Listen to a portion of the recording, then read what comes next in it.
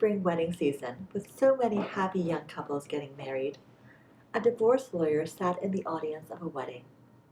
While the officiant was saying the vows, a snarky guest looked at the divorce lawyer and said, "You must be pretty miserable seeing all these happy couples." The divorce lawyer smiled, looked up, and said, "Inventory." 4 out of 10 marriages in Canada end in divorce. The fact is, we all want the happily ever after, but divorce is a reality for many of us. Hello, my name is Parshad Modi. I graduated from law school in 2001, was called to the bar in 2002, and have been practicing primarily family law since 2004. Today, I will discuss prenuptial agreements, also known as marriage contracts, along with cohabitation agreements.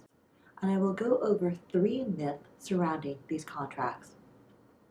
The first myth is, if you're getting a prenuptial agreement, you're not serious about your marriage, it's gonna fail. Wrong. In 2018, Forbes published an article as to why pre- and postnuptial agreements actually lead to greater longevity in the marriage. And the reason for this is simple. When I draft marriage contracts, I insist on full disclosure. So parties know what each of them has in all their bank accounts and investments and debts. I see tax returns, and more importantly, you see tax returns.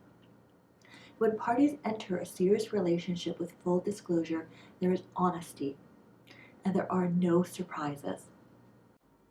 The second myth about marriage contracts or cohabitation agreements is that, well, one size fits all. The idea is if you sign a contract, it means that you're never going to share anything with your spouse during the marriage. That's not always the case. Yes, some contracts you say what's mine is mine and yours is yours, but in other contracts you can delineate what will be shared during the marriage and what will be excluded. The third myth about domestic contracts is they can only be signed before you marry. Wrong. Contracts can be signed for parties who never marry. These are called cohabitation agreements.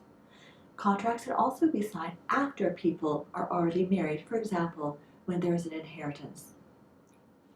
The fact is, no one wants to get divorced, but it makes sense before you marry or move on to a committed relationship to have a discussion with a matrimonial lawyer to determine whether or not it makes sense for you to obtain a cohabitation contract or marriage contract. We all want the happily ever after, but we should also take into account what happens if that is not going to be our reality. I'm Parshad Modi. Please do not hesitate to contact Modi Lake Family Law should you require our services. Thank you.